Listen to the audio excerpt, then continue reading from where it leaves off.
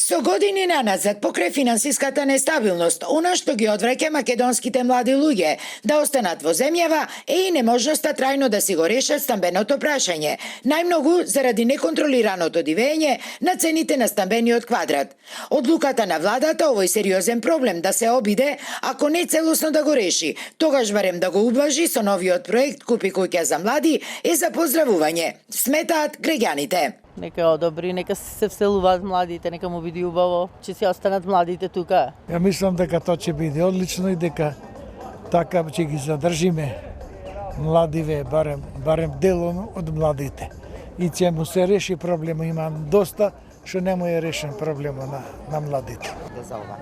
Не е лоша како идеја, само да се реализира целосно. И парано е дали е сфорсира е. Во ред, мислам ово е. Зашто скапи се, стамбениот простор е доста скап сега. Че си градат тие, нели? Да, Сами да градат. Тоа е и подолгорочно може да испланира нешто. Секако ќе придонеси. Тоа веќе не е точно дека ќе придонеси. Корисно е, корисно. Да. Многу корисно. Благодариме квестората.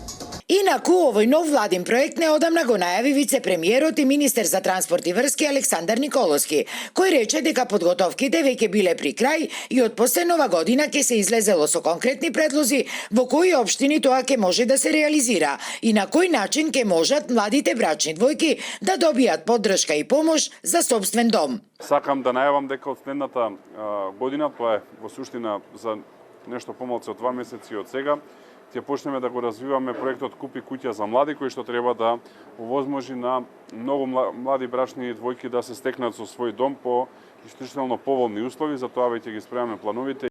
Освен ова, министерот Николовски исто така најави и намалување на цените на стамбениот квадрат за 30 до 40% во неколку поголеми општини во земјава, но и темелни реформи на актуелните закони за градба и урбанистичко планирање, бидејќи, како што рече, веќе биле застарени и не го следат чекорот на времето.